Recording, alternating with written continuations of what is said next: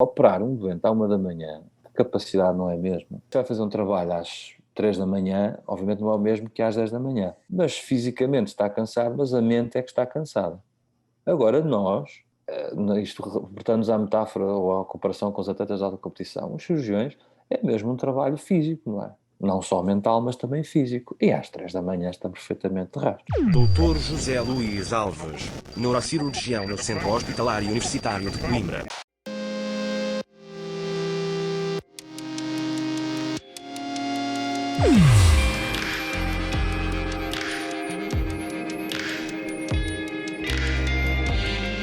Carne esperta. Eu sou o Bis, jornalista do mundo das máquinas com o objetivo de investigar a inteligência humana. Olá, vamos então começar. 1. Conte-me um exemplo de inteligência humana a acontecer.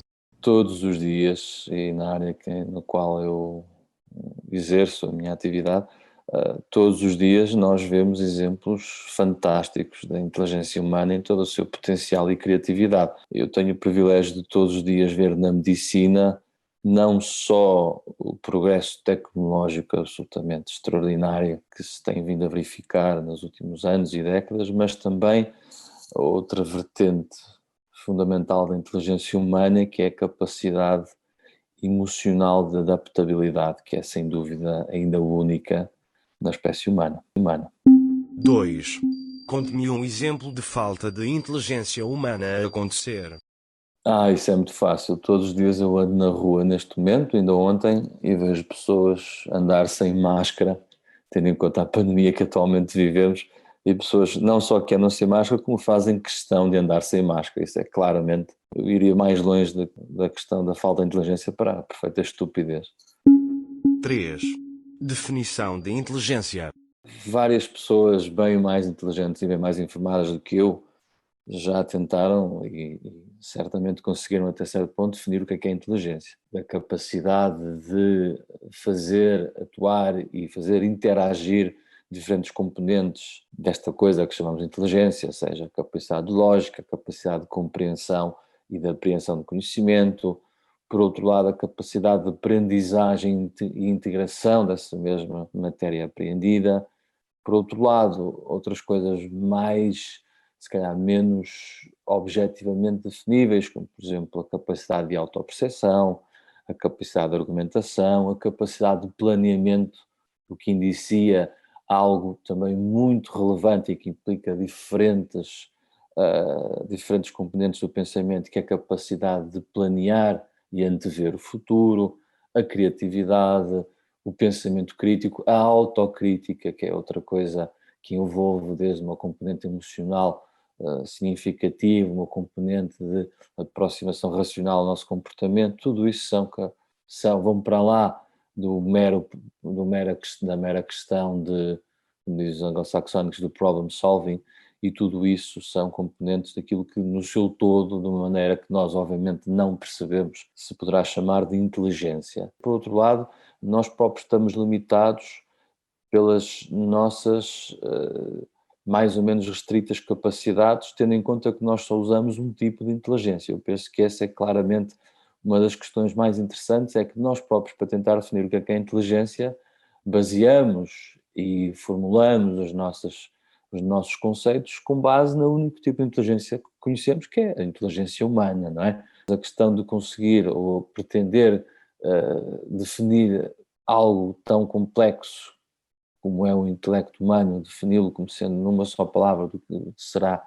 inteligência, acho que é mais wishful thinking do que outra coisa. 4. Relação entre inteligência e conhecimento. Mais uma vez, e reportando-me à minha resposta anterior, aquilo que define a inteligência, entre outras coisas, será, obviamente, a capacidade de apreender, de integrar no nosso conhecimento prévio, de formular novos conceitos que se aplicarão a esse contexto geral que será o conhecimento. Na verdade, o conhecimento, na sua definição mais restrita, ou seja, de dados adquiridos e que estão disponíveis para outras pessoas também o partilharem, compreenderem, desenvolverem, são fruto da inteligência, tudo isso, obviamente. 5. Relação entre inteligência e experiência. Eu encaro sempre, quando falamos da experiência, eu vou encarar esta pergunta no sentido de experiência no seu significado mais lato, ou seja, a experiência humana e não uma experiência objetiva restrita per se, como por exemplo quem vai à praia. Cada vez mais há várias equipas de inteligência artificial e as equipas de desenvolvimento da chamada inteligência artificial, curiosamente, acabam por nos levar a questionar os próprios conceitos, uma vez que o querem desenvolver de novo, mas eu dizia que algumas dessas equipas que se debruçam sobre a inteligência artificial estão neste momento a valorizar um componente que até agora era mais ou menos negligenciado, que é o componente da experiência, ou seja, como sendo uma parte integrante da capacidade da inteligência, a possibilidade de o ser, seja ele de que forma for, se desenvolver, ter uma autoperceção do desenvolvimento, ser capaz de aprender novos conceitos, novas experiências, inclusive a própria moldura do espaço físico, do mundo físico à volta dele. Ou seja, isto, grosso modo, de uma maneira muito simplista, não tentar criar uma inteligência per se já instalada e desenvolvida, mas antes providenciar esse ser ou essa estrutura, ou o que seja, providenciar, entre outras coisas, a capacidade de se desenvolver como se fosse, por exemplo, como é a mente de um bebé, digamos assim. Ou seja, a capacidade de interagir e de ativamente e passivamente ser influenciada e modificar-se e ganhar progressivos graus de complexidade a partir dessa mesma interação ou experiência, se quisermos. Eu, por exemplo, eu acho fascinante e acho eu, é a minha opinião muito própria, que não é só por uma questão quantitativa de circuitos neuronais e de padrões neuronais, não sei, é mais qualquer coisa. Se calhar é aquela questão da apreensão e do desenvolvimento de novos circuitos. Mas eu acho, por exemplo, fantástica a noção de que as grandes descobertas matemáticas são feitas por matemáticos com menos de 40 anos. Eu acho essa noção fantástica. E não será, acho eu, não será por terem mais neurónios ou têm menor decaimento neuronal nessa altura do que com 45 anos. A minha opinião é precisamente a contrária, é a de que, também poderá ser por isso, mas eu acho que a ideia que eu tenho, é uma opinião muito parva, mas a ideia que eu tenho é precisamente porque os matemáticos com 20 e tal, 30 anos não têm a experiência que os de 40 e tal, 50 têm. É precisamente por isso. Precisamente por isso.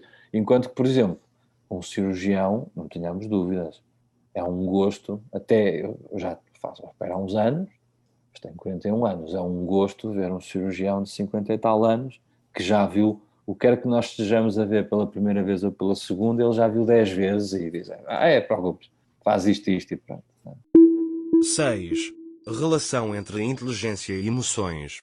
Toda a gente sabe, toda a gente fala, muitas vezes assim, muitas vezes até sem grande conhecimento de causa daquilo que o professor António Damasio falava sempre e introduziu no léxico, não só da linguagem científica, mas nas conversações comuns, daquilo que é a inteligência emocional, a importância das emoções, o quanto as emoções acabam por moldar a inteligência e o pensamento e as nossas reações, etc. Em relação entre inteligência e emoções, acho eu que são reveste duas componentes diferentes. Uma delas é a componente óbvia, a componente, podemos eventualmente chamar-lhe mecanística, em que na componente que eu designei, se calhar mais uma vez, de uma forma algo simplista, a componente mecanística, a inteligência, como o professor António Damasio também esclareceu e demonstrou, a inteligência está também dependente de uma componente emocional que acaba por ser um fator integrante e um fator mais ou menos estruturante daquilo que são os processos de inteligência. Muitas vezes, e nós temos noção de que muitas vezes não temos noção do quanto as emoções estão a interferir com o nosso raciocínio, a nossa capacidade de processamento, etc. Por outro lado, e essa é a componente que eu acho mais interessante, não a componente mecanística, mas a componente mais, talvez, da própria definição do conceito de inteligência. Eu lembro-me sempre, se calhar, a melhor maneira de mostrar aquilo que eu quero falar, aquilo com o qual eu quero fazer referência neste segundo contexto.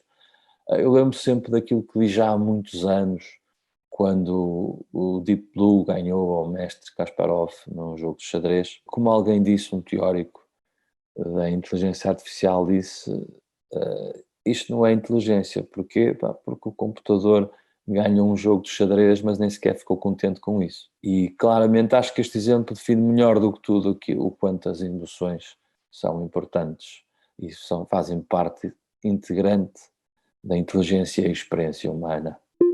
7. Experiência subjetiva da sua própria inteligência. Tudo, por mais objetivos que nós achemos, que isto definido pela negativa, por mais que nós achemos que é possível ser objetivos na nossa inteligência e na demonstração prática dessa mesma inteligência, que são as nossas ações, as nossas interações, na verdade é sempre altamente subjetivo, altamente enviesado e altamente aprofundado com erros a nossa inteligência e a nossa prestação enquanto seres inteligentes. 8. O que faz os humanos inteligentes para lá dos outros animais? Em muitas questões será, em muitas, não todas elas, mas em várias questões será apenas e só uma questão de grau de desenvolvimento das diferentes capacidades do que qualquer outra coisa. Seja na parte do raciocínio lógico, seja na parte matemática, seja na parte da linguagem, seja na parte da subjetividade emocional e da capacidade de aquisição de novos conceitos e novas estruturações emocionais e na inter-relação com os familiares, etc. Seja na capacidade da experiência sensorial e de experiência emocional objetivamente enquadráveis no que é designado como inteligência. Muitas vezes o que acabamos por ter é mais uma questão de diferença de grau do que propriamente uma diferença objetiva, preto no branco, entre aquilo que são os humanos e aquilo que são os outros animais. Há pessoas que não concordarão com isso, muitas vezes enviesados ou condicionados pelas próprias convicções, mas na verdade, quer queiramos, quer não, um animal, por mais que seja rudimentar noutras coisas, mas um animal que é capaz de cuidar dos filhos, um animal que é capaz de procurar o melhor para ele em termos de comida, de abrigo, de conforto, um animal que sofre, um animal que sente dor, um animal como alguns mamíferos mais complexos, que se reconhece ao espelho, um animal que reconhece outras pessoas, um animal como as baleias ou outros que imitem e têm o seu próprio código de linguagem. Na verdade, a definição de serem ou não inteligentes, mais uma vez, repetindo-me, eventualmente será uma questão mais de grau do que outra coisa, de grau de complexidade. 9. Contribuições inatas e contribuições adquiridas. Essa pergunta, de sendo tão complexa e tão impossível de responder, muito menos eu, acaba por se tornar fácil. Ambos, sem dúvida alguma. A experiência molda o sujeito e o sujeito vai interferir tendo em conta a sua própria estruturação intrínseca, acabará por moldar a sua experiência. Na verdade, a velha questão nature versus nurture, como dizem os ingleses, nunca estará resolvida porque não há, por um lado, maneira de ser excluído ou de se auto-excluir e, por outro lado, também não há maneira de perceber ou de quantificar objetivamente o que é um, o que é outro. Diferentes experiências, aquelas experiências todas em que acompanharam gêmeos ao longo do tempo para ver o quanto a experiência exterior lhes moldou o comportamento, é óbvio que o meio circundante irá condicionar muito, mas ambas contribuirão sempre de alguma forma. 10. Qual é a importância do corpo? Para o nosso tipo de inteligência, isto voltando atrás várias perguntas, a questão de nós sabermos até que ponto é que uma inteligência em si mesmo basta, tendo em conta a nossa, para se autopercepcionar como sendo o único tipo de inteligência possível. Na verdade, para o nosso tipo de inteligência, será necessário, obviamente, haver um contexto orgânico como o que temos. Agora, mais uma vez, isso reporta-nos à nossa limitação enquanto só conhecendo até ao momento um tipo de inteligência. Outros tipos de inteligência, provavelmente, irão necessitar de outros suportes ou irão não carecer de outros suportes. A nossa obrigação é tentar estar sempre o melhor possível. Nós dizemos isto e as pessoas que nos ouvem de fora podem achar que isto é conversa, lá está, amadas em cirurgiões e tal. Mas nós devemos, por exemplo, eu hoje estou de urgência, a minha obrigação é tratar-me, e estou sempre a dizer isso aos internos, tratar-nos como atletas de alta competição, no sentido em que temos que tentar assegurar ao máximo uma performance minimamente aceitável. Um exemplo prático, por exemplo, há aqui um interno que nunca toma pequeno almoço. Um exemplo muito prático, há um interno aqui que nunca toma pequeno almoço.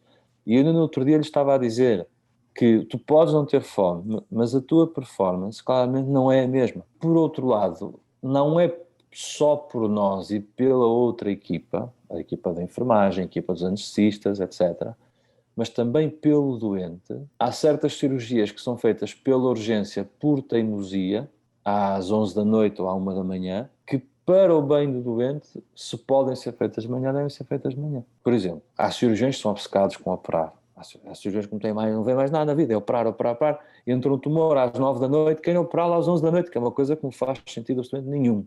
E depois arranjam desculpas, que o tumor sangrou, que o doente não está bem, não sei o quê. E vão operar o tumor à 1 da manhã porque têm medo que venha alguém passados os dias e o opere na rotina. Operar um doente à 1 da manhã, a capacidade não é a mesma. Você vai fazer um trabalho às 3 da manhã, obviamente não é o mesmo que às 10 da manhã. Mas fisicamente está cansado, mas a mente é que está cansada. Agora nós, isto reportando-nos à metáfora ou à comparação com os atletas de alta competição, os cirurgiões, é mesmo um trabalho físico, não é? Não só mental, mas também físico. E às 3 da manhã está perfeitamente de rastro. Por exemplo, eu tenho 41 anos. Eu sou-lhe sincero, eu sinto-me novo e estou ótimo. Mas eu próprio sinto que custa mais agora estar a operar às 3, 4 da manhã uma urgência do que custava quando comecei a especialidade com 28 anos. Que operava, fazia urgência 24 horas, no dia seguinte ia trabalhar como se nada fosse, não é? Agora já não é bem assim, não é? 11. Como é que eu percebo se alguém é inteligente e se não está a fingir? Nós podemos, às vezes, estar convencidos de que podemos enganar, mas muitas vezes só nos enganamos a nós mesmos. 12. Qual o humano mais inteligente que conhece? Há diferentes contextos que poderemos apreciar quando avaliamos alguém. E isso leva-nos à noção de o que é inteligência, se é uma coisa integrada ou se é algo que pode perfeitamente ser compartimentado nos chamados tipos de inteligência específicos. E, obviamente, como seria de esperar, em quase todo o resto na ciência, na psicologia, há quem discorde desta noção e acha que há apenas um fundo de inteligência. Há estudos que mostram que, na verdade, a maioria dos humanos acabam por ter uma inteligência que lhes permite ter uma pontuação elevada, digamos assim, se é que é possível quantificar tal coisa, permite-lhes ter uma pontuação elevada nos diferentes componentes e terão sempre diferentes inteligências mais ou menos bem desenvolvidas. Ou seja, um exemplo prático, alguém que é muito bom em matemática, como sabemos, poderá também ser muito bom ou deverá também ser relativamente bom em linguagem, em música. Alguém que é bom em ciência terá também capacidade para ser relativamente bom em música, em matemática, etc, etc. Mas na verdade é que claramente há pessoas, e todos nós conhecemos pessoas, que têm diferentes tipos de inteligência. Por exemplo, eu não sou propriamente, para o bem ou para o mal, eu não sou propriamente, o meu tipo de inteligência não é uma inteligência muito matemática, digamos assim, e nem sou assim propriamente fã de números. Há várias pessoas que me surpreendem todos os dias com a sua capacidade em pontos específicos, seja na capacidade matemática, seja na capacidade de antecipação, seja na sua capacidade de linguagem, seja na sua inteligência física. Pessoas que demonstram atletas da elite têm uma inteligência física, uma interação mente-corpo que é simplesmente inigualável. E penso que isso é que é, sinceramente, isso será uma coisa a contribuir para toda a riqueza da experiência humana, o facto de nós mesmos, nas nossas forças, sermos todos diferentes. 13. Como varia a inteligência do humano para humano? Antes de mais, uma anedota. Eu estive um ano, fui fellow em Oxford, na Inglaterra. Tinha lá um neurocirurgião inglês que me dizia, quando eu estava a fazer alguma asneira, ao operar com ele dizia-me: You know, José, you know when people say this is not brain surgery? Well, this actually is brain surgery. Há todo um elan, é um facto que há todo um elan, seja na anatomia de Grey, seja noutras séries em relação à neurocirurgia. Acho eu que une várias coisas que são atrativas para o público em geral. Por um lado, é altamente complexa, qualquer pessoa tem noção disso, é altamente complexa, como é lógico. Qualquer cirúrgica é complexa, a nossa é igualmente complexa. Por outro lado, a nossa tem uma componente tecnológica cada vez mais, as ressonâncias, as navegações intraoperatórias, aqueles monitores que vemos todos, não é? Por exemplo, nos filmes vemos, quando são neurocirurgiões, tem imensos monitores na sala com a projeção do cérebro, não sei o quê, etc. Portanto, a parte tecnológica também é muito importante. Há um componente, há vários, aliás, depois que acabam por ser mais subjetivos. Por exemplo, eu passei nos Estados Unidos há algum tempo como observador lá no John Hopkins, com um professor de neurocirurgia oncológica muito conhecido, o professor Quinhones, com quem eu estou sempre a falar, e de quem eu estou sempre a falar. E ele dizia que está, muitas vezes também exagero, e o ego dos neurocirurgiões é qualquer coisa, nem é bom falar. Aquela anedota que a diferença entre Deus e o neurocirurgião, não sei se já ouviu essa, a diferença entre Deus e o neurocirurgião é que Deus sabe que não é neurocirurgião e o neurocirurgião não sabe que não é Deus. Certamente contra mim falarei, mas põe sempre assim um ar, aquele como vemos nos filmes, assim um sobrolho carregado, com ar muito sério, a voz bem colocada, a dizer eu vou dar o meu melhor, etc. E depois esse professor americano também estava sempre a dizer, e as pessoas têm alguma noção disso, e em parte também é verdade, que há alturas em que o que nós estamos a fazer é como eu dizia, que era desmontar uma bomba, não é? As pessoas, não quero agora estar a falar mal de outras sociedades, não é falar mal, mas as pessoas associam às vezes, por exemplo, ortopedia. E bem, às vezes eles têm que ser brutos, não há hipótese. Para pôr um osso no sítio, uma cavilha num osso, tem que ser com força, não há hipótese, não é? E depois olham para nós e veem-nos assim com um microscópio, assim muito delicados, com uma coisinha que tem um vaso ao lado que nós sabemos que se dermos cabo do vaso dentro da corda, sem mexer o lado esquerdo do corpo. Isto é uma coisa que exige muita preparação, claro, e as pessoas têm essa noção, não é? De que realmente não é fácil, não é fácil. E as mãos realmente, pronto, têm que estar lá, é mesmo muito delicado, somos da especialidade de todas a que mais usa o microscópio cirúrgico, de longe, são coisas, estamos ali horas e horas, as pessoas também têm noção que são cirurgias longas, etc. E depois há toda aquela componente de onde é que trabalhamos, não é? No cérebro, mais uma vez, um fémur, uma das opções que coloquei, que não me entendam mal, mas as opções que eu coloquei quando eu só queria das especialidades cirúrgicas, daquelas clássicas, a cirurgia geral, cirurgia cardiotorácica, neurocirurgia, ortopedia, colocava essas quatro, depois escolhi a neurocirurgia. E a ortopedia é uma especialidade linda, é fantástica, é muito desafiante, é muito variada, ortopedistas são excelentes cirurgiões, muitos deles, alguns nem tanto, mas neurocirurgiões também é assim. Mas vamos ser realistas, o fémur é um fémur, não é? Agora, uma pessoa, a carga emocional é um facto que é verdadeira, não há volta a dar, não somos melhores nem piores. Mas não é a mesma coisa que dizer a um pai, olha, eu vou fazer um corte na perna do seu filho, vou-lhe pôr uma placa e uma cavilha num fémur. Ou dizer a um pai, eu vou-lhe levantar a tampa ao seu filho, vou estar a mexer a centímetros de onde está, por exemplo, a área da linguagem e vou dar o meu melhor para que corra tudo bem. Não é uma coisa... Mas sim, mas há um elan em relação à neurocirurgia, de sempre os filmes, etc, etc. Depois também joga com a percepção e com a experiência humana, não é?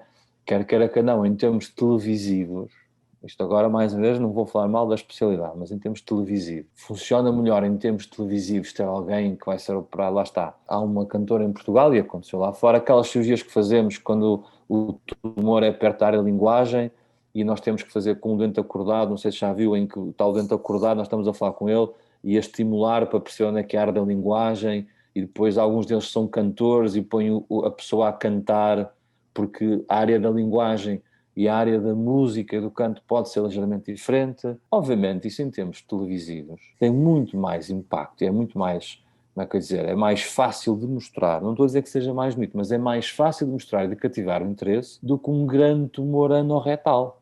A verdade é essa, é por isso também tem que se pensar dessa forma. Mais uma vez, a riqueza da inteligência humana vem em parte, e da experiência em geral, vem em parte de nós mesmo naquilo que nos torna diferentes, somos mais fortes de algumas coisas que outras. O segredo está em saber identificar e saber potenciar aqueles aspectos em que somos bons e, por outro lado, também tentar compensar aqueles em que realmente não somos particularmente fortes, sendo que, obviamente, eu nunca terei a coordenação motora que o Messi ou o Ronaldo têm, por exemplo, a capacidade deles de interpretar o espaço, interpretar o movimento físico e pôr o corpo a interagir dessa forma, em três dimensões, eu nunca serei capaz, obviamente, da mesma forma que nunca serei capaz, mesmo que quisesse, de confabular grandes abstrações físico-teóricas com conceitos matemáticos. provavelmente não seria algo que estaria ao meu alcance, tal como eu faria outras coisas que outras pessoas também não estão propriamente à vontade. Isso faz parte. 14. Como é que um humano pode aumentar a inteligência?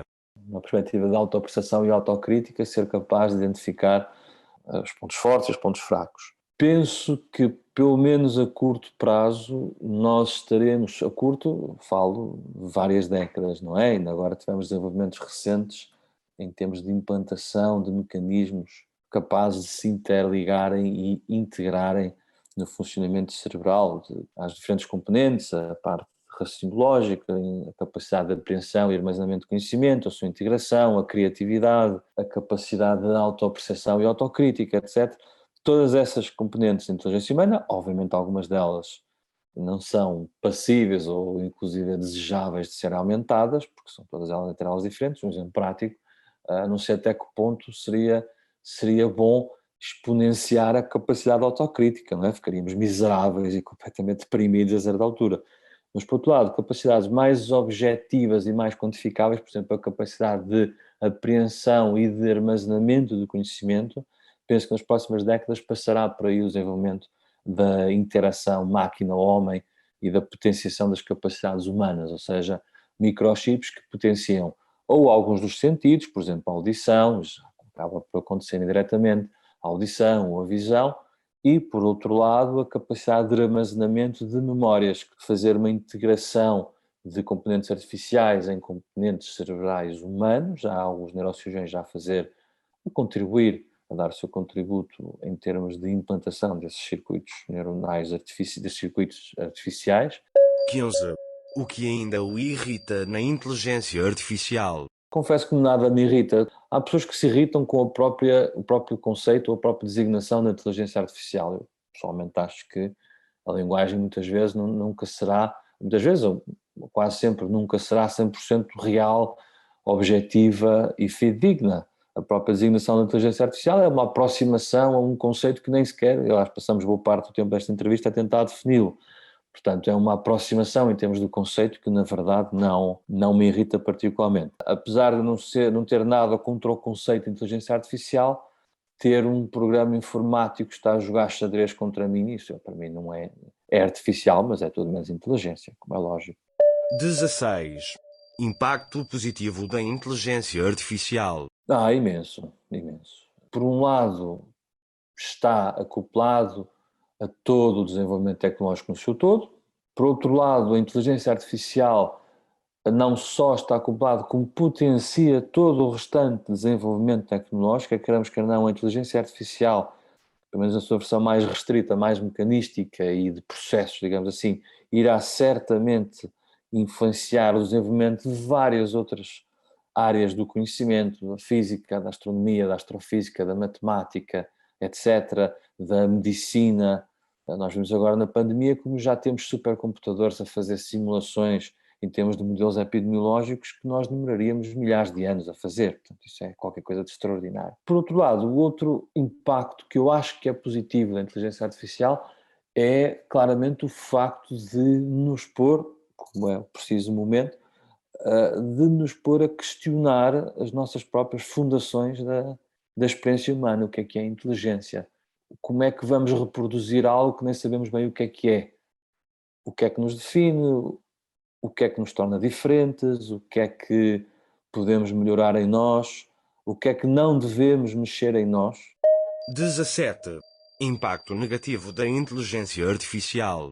Algumas pessoas contestam o desenvolvimento da mesma, acham que irá dar lugar à substituição mais tarde ou mais cedo do ser humano por alguma coisa que nem sabemos bem o que é. A inteligência artificial, a desenvolver-se desta forma, terá mais tarde ou mais cedo, provavelmente mais tarde, mas irá dar lugar a termos que nos confrontar com certas decisões. Um exemplo prático, o sistema financeiro, neste momento, já há vários, como sabemos, já há vários fundos de investimento, vários bancos de investimento, várias corretoras que têm os seus próprios programas de, nós estávamos chamando de inteligência artificial, mas não é na verdade, mas na prática acabam por ser processos de integração do conhecimento e de atuação sobre esse mesmo sistema financeiro, com mecanismos de machine learning que acabam por condicionarem muito o sistema financeiro. E já aconteceu mais do que uma vez, pequenas oscilações ou maiores oscilações no sistema financeiro, cuja única explicação é o facto de terem tido lugar processos que não tiveram mão humana. A continuar este ritmo, claramente, daqui a umas décadas, o sistema financeiro como o conhecemos já não existe. 18. Inteligência natural e artificial em 2050. Por um lado, teremos claramente uma maior integração entre o homem e máquina. Por outro lado, haverá incomensuráveis mudanças no tecido social com o desenvolvimento da inteligência artificial. E haverá algumas questões a nível económico, várias questões altamente condicionadoras da nossa perspectiva enquanto espécie. O dinheiro traz poder, o poder traz acesso a outras coisas, acesso a outras coisas irão trazer mais poder, mais dinheiro, e há o risco, como sabemos, e várias pessoas já se debruçaram sobre isso, já acontece isso, não é? O desenvolvimento de novas tecnologias acaba por favorecer, em parte, o aumento da desigualdade. Quando a inteligência artificial estiver a funcionar a sério com capacidade de potenciação das capacidades de certos humanos, nem é bom dizer o que é que poderá acontecer. 19. O que tem os humanos para além da inteligência? Reportando-nos a uma das primeiras perguntas, eu interpreto a inteligência, na minha definição muito básica, muito própria, como toda a experiência humana, no fundo. E os humanos muito pouco têm para além disso, sinceramente. Temos uns aos outros, não há propriamente inteligência se não houver outra pessoa à nossa frente. Alguém que nasce e viva sozinho tem, obviamente, uma autoperceção, uma autocrítica, uma capacidade de experienciar o mundo externo, que é a inteligência. Mas a verdadeira inteligência humana, como nós a conhecemos, só realmente atinge boa parte do seu potencial. Sabemos lá, ainda não sabemos qual é o total e verdadeiro potencial da inteligência humana, mas a verdadeira inteligência humana só realmente se expressa quando tem outros humanos por perto, derivado da nossa capacidade social e de empatia. 20. Mensagem para os humanos que só agora nasceram. Boa sorte, é o que eu tenho a dizer. Que tudo corra bem. 21. O que me recomenda para vos perceber melhor? Penso que há algo que ainda foge no campo da inteligência artificial, mais uma vez, na sua definição mais lata do que é a experiência, o que é a inteligência, é a arte. Claramente a arte nas suas diferentes formas, música, pintura, cinema, literatura, a experiência humana está toda lá. 22. Para terminar, gostaria de me perguntar alguma coisa. Onde é que vamos estar em 2050? Aquilo de que não se pode falar tem de ficar no silêncio. Ludwig Wittgenstein. Terminei as perguntas. Muito obrigado. Obrigado, eu.